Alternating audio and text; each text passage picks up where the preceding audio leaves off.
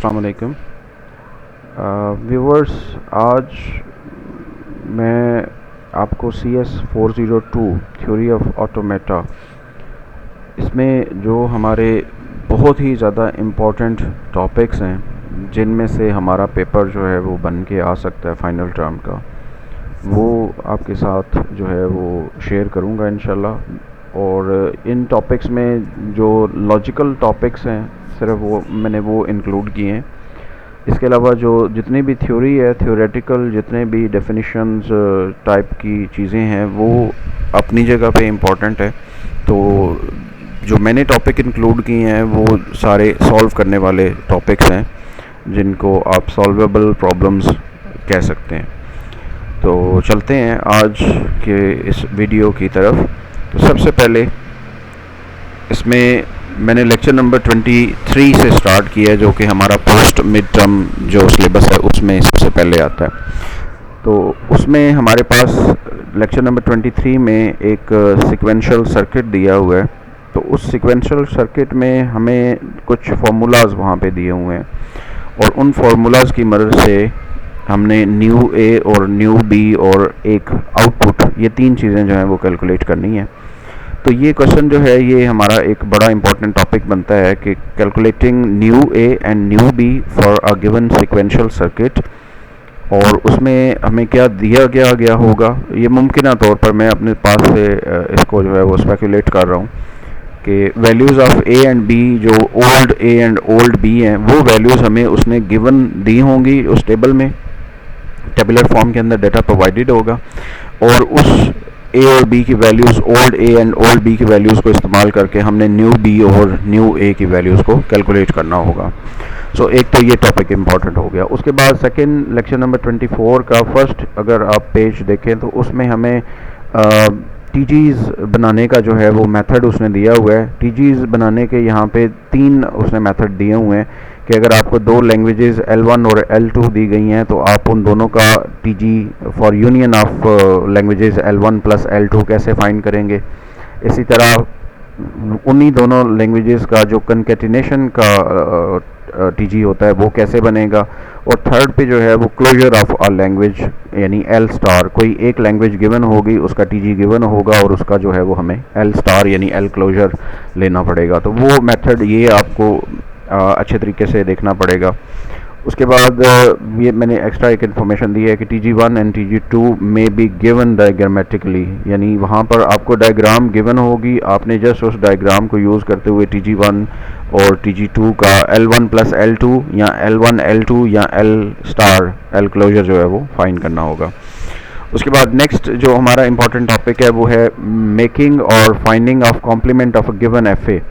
यानी ये हमें क्वेश्चन इस शक्ल में आ सकता है कि एक FA गिवन हो और उस FA की इनिशियल और फाइनल स्टेट्स गिवन हो और हमें कहा जा सकता है कि आप इस FA का जो है वो कॉम्प्लीमेंट, इसको कॉम्प्लीमेंट में कन्वर्ट करें या बनाएं इसका कॉम्प्लीमेंट। तो कॉम्प्लीमेंट कैसे बनाते हैं, वो सिंपल सा एक तरीका होता है कि जो गिवन FA होगा उसकी जो फाइनल स्टेट होगी उसको आप नॉन फाइनल कर देंगे, उसमें से प्लस का साइन रिमूव कर देंगे, और जो नॉन फाइनल स्टेट्स होंगी जितनी भी, चाहे वो इनिशियल स्टेट है या दरमियान में आने वाली स्टेट्स हैं कोई भी, तो उनके अंदर प्लस का साइन आ जाएगा। यानी इनिशियल स्टेट जो है वो फाइनल हो जाएगी। अगर वो शुरू में ही अगर फाइनल है तो फिर उसका फाइनल स्टेट ख़त्म हो जाएगा, वो जस्ट इनिशियल रह जाएगी। लेकिन अगर इनिशियल स्टेट कोई और है, फाइनल स्टेट कोई और है, तो जो फाइनल स्टेट होगी उस पे से प्लस का साइन रिमूव हो जाएगा और जो रिमेनिंग एम्प्टी किसी समझ लें कि एम्प्टी साइंस जिसमें कोई साइन नहीं होगा या इनिशियल का साइन होगा, वहाँ पे प्लस का साइन आके वो फाइनल स्टेट्स हो जाएंगी। उसके बाद नेक्स्ट जो टॉपिक है वो हमारा माइहेल-नेरौड थ्योरम से रिलेटेड है और ये ऑब्जेक्टिव में भी आ सकता है और ये सब्जेक्टिव में भी आ सकता है। सब्जेक्टिव में इस तरह आएगा कि हमें एक FA गिवन होगा और उस FA के कितनी नंबर ऑफ डिस्टिंक्ट क्लासेस बन सकती हैं यूजिंग माइहेल-नेरौड थ्योरम, वो हमने वहाँ पे डिस्क्राइब करना होगा। यानी एक एफ ए गिवन होगा और उस एफ ए गिवन के लिए हमने कितनी उस एफ ए की डिस्टिंक्ट क्लासेस बनती हैं उनको डिफ़ाइन करना होगा। क्लास वन, दो क्लासें बनती हैं C1 C2, तीन बनती हैं C1 C2 C3, और उनको डिस्क्राइब भी करना होगा कि C1 कौन से वर्ड्स या लेटर्स या स्ट्रिंग्स वाली क्लास होगी, C2 कौन सी होगी और C3 कौन सी होगी। इसकी एग्जांपल जो है वो हैंडआउट्स में गिवन है, उनको आप अच्छे से देख सकते हैं। उसके बाद नेक्स्ट जो मोस्ट इम्पॉर्टेंट टॉपिक है वो है फाइंडिंग प्रीफिक्स Q इन R, यानी दो हमें स्ट्रिंग्स के सेट्स दिए गए होंगे Q और R,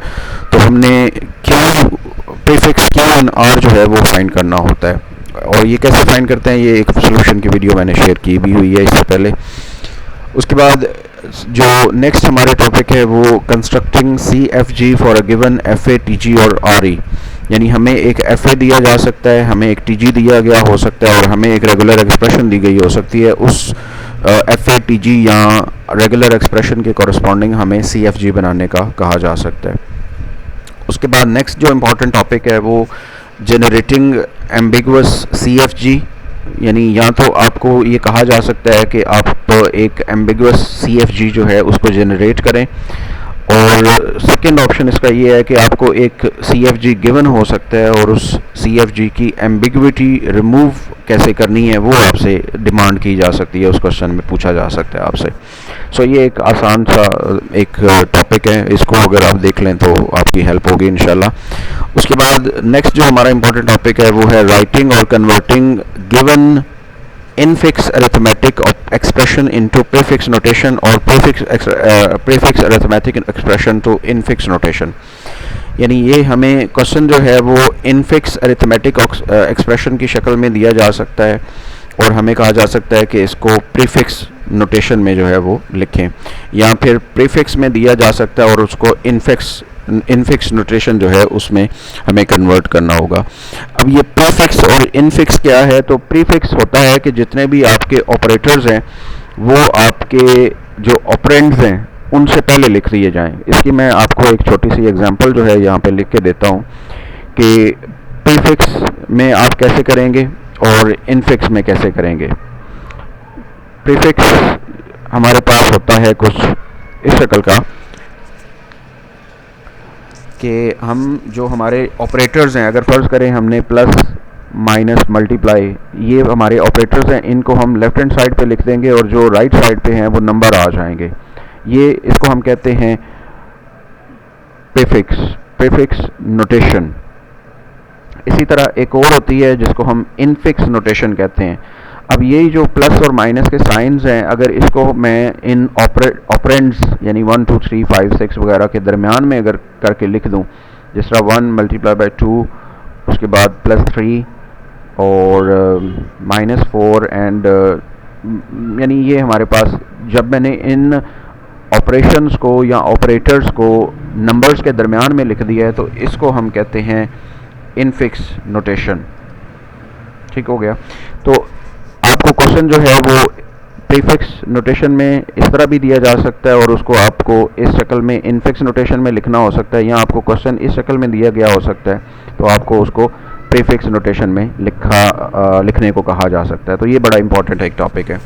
उसके बाद नेक्स्ट जो हमारा इंपॉर्टेंट टॉपिक है वो है making total language tree of a given CFG, यानी एक हमें CFG जो है वो गिवन होगी और हमें उस गिवन CFG का जो टोटल लैंग्वेज ट्री है, यानी उस गिवन CFG से मैक्सिमम कितने वर्ड्स जो हैं वो जनरेट होते हैं वो सारे मालूम करने होंगे, तो उसको हम टोटल लैंग्वेज ट्री कहते हैं। सो ये बड़ा एक इम्पॉर्टेंट टॉपिक है। उसके बाद नेक्स्ट जो हमारा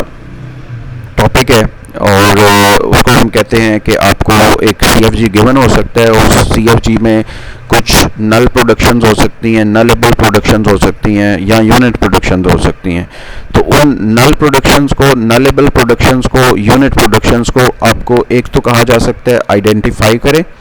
identification of null, nullable and unit productions, ये क्वेश्चन हो सकता है, या दूसरा क्वेश्चन इसी में से बन सकता है जो मैंने लिखा हुआ है कि removing of null, nullable and unit production from a given CFG, यानी एक CFG गिवन होगी उसमें से हमें कहा जाएगा कि इसमें से आप नल प्रोडक्शंस को, नलेबल प्रोडक्शंस को और यूनिट प्रोडक्शंस को रिमूव करें। उसके बाद जो नेक्स्ट हमारा इंपॉर्टेंट टॉपिक है वो होगा converting given CFG to CNF Chomsky के नॉर्मल फॉर्म, यानी हमें एक CFG गिवन होगा, वो नॉन CNF में होगा, यानी चम्स की नॉर्मल फॉर्म में नहीं होगा, हमने उसको चम्स की नॉर्मल फॉर्म में कन्वर्ट करना होगा। उसके बाद नेक्स्ट एक इम्पॉर्टेंट और टॉपिक है जिसको हम कहते हैं derivation of a given string, यानी आपको एक स्ट्रिंग दी गई होगी, आपने उस स्ट्रिंग को ड्राइव करना होगा, एक हमें CFG उसने दी होगी वहाँ पर,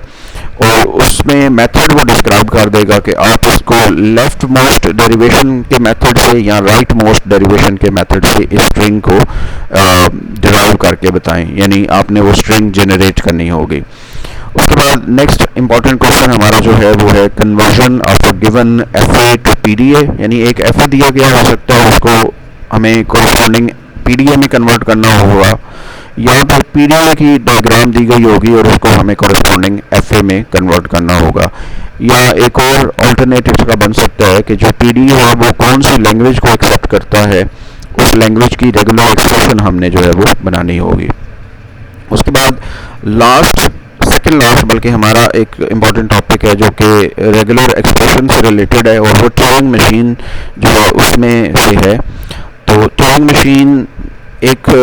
रेगुलर एक्सप्रेशन, कौन सी रेगुलर एक्सप्रेशन को एक्सेप्ट कर रही है, वो रेगुलर एक्सप्रेशन हमने फाइंड करनी होगी, यानी एक ट्यूरिंग मशीन की डायग्राम दी गई जा सकती है और उस डायग्राम को देखते हुए हमने फाइंड करना होगा कि ये ट्यूरिंग मशीन कौन सी लैंग्वेज को एक्सेप्ट कर रही है, यानी हमने रेगुलर एक्सप्रेशन बेसिकली उसकी लिखनी होगी ट्यूरिंग मशीन की, उसमें जो भी लैंग्वेज एक्सेप्ट हो रही है। उसके बाद एक क्वेश्चन है जो कि एक टेबल की शक्ल में, ये हमें हमारे हैंडआउट्स के अंदर जो टेबल है ये दिया हुआ है, तो इस तरह का एक टेबल हो सकता है यही टेबल हो जाए। तो ये टेबल गिवन होगा, उसका मैंने स्पेशली पेज नंबर मेंशन किया है, ये पेज नंबर 124 पे ये टेबल दिया हुआ है। तो ये टेबल गिवन होगा और इस टेबल को वो कहेगा कि आप इसको एक्सप्लेन करें कि ये क्या कह रहा है। तो इसकी एक्सप्लेनेशन जो है ये, अगर हम इस के नीचे मैंने आंसर को इंक्लूड किया हुआ है, ये तकरीबन यहाँ तक अदर नेक्स्ट स्टाइल सेंटेंसेस, यहाँ तक इसका जो है वो एक्सप्लेनेशन बनता है और ये इसका आंसर होगा। तो ये तकरीबन मैंने अपनी तरफ से कोशिश की है कि जितने भी हमारे हैंड आउट्स के अंदर इम्पोर्टेंट टॉपिक्स हैं, जितने भी पोस्ट मिड टर्म के सिलेबस में से पोस्ट मिड टर्म के सिलेबस में जितने भी हमारे लेक्चर्स हैं, लेक्चर नंबर 23 से 45 तक जितने भी इम्पोर्टेंट टॉपिक्स हैं, उनको मैंने कोशिश की है कि आपके सामने बयान कर सकूं। उम्मीद है कि आपको ये मेरी काविश जो है वो पसंद आई होगी। इसके अलावा मैंने आपको शुरू में बताया था कि मैंने डेफिनेशंस वगैरह जो हैं वो यहाँ से छोड़ दिए हैं, तो उसके लिए मैंने स्पेशल एक आपके लिए नोट लिखा है कि ये जितने भी टॉपिक्स मैंने इंक्लूड किए हैं इम्पोर्टेंट क्वेश्चंस के टॉपिक्स, तो ये लॉजिकल हैं, यानी मैथमेटिकल क्वेश्चंस ही आप समझ लें कि मैथमेटिकल फार्मूलाज या मैथमेटिकल क्वेश्चंस जिनको आपने ड्राइव करना होता है। सो डेफिनेशंस को यहाँ से एक्सक्लूड किया जा रहा है, लेकिन एक्सक्लूडिंग का मतलब ये नहीं है कि डेफिनेशंस इंपॉर्टेंट नहीं है, क्योंकि कभी कभार ऐसा होता है कि टोटल आपका पेपर जो है थ्योरेटिकल आ जाता है, डेफिनेशंस आ गई या एक्सप्लेनेशन आ गया, रेगुलर एक्सप्रेशन डिफाइन करें, रेगुलर ग्रामर डिफाइन करें, नल प्रोडक्शन, यूनिट प्रोडक्शंस को डिफाइन करें। और कभी कभार ऐसा भी होता है कि आपका पेपर जो है वो आपको थ्योरेटिकल की बजाय लॉजिकल आ जाता है, सारा सॉल्व करने वाला होता है, CFG बनाएं, CNF में कन्वर्ट करें एंड एटसेट्रा इसी तरह। तो इस वजह से मैंने यहाँ पे जो जितने भी लॉजिकल टाइप के क्वेश्चंस हैं उन इम्पॉर्टेंट टॉपिक्स को यहाँ पे टच करने की कोशिश की है, और उम्मीद करता हूँ कि आप इन टॉपिक्स को अच्छी तरह तैयार कर लेंगे ताकि आप फाइनल पेपर को बहुत अच्छे तरीके से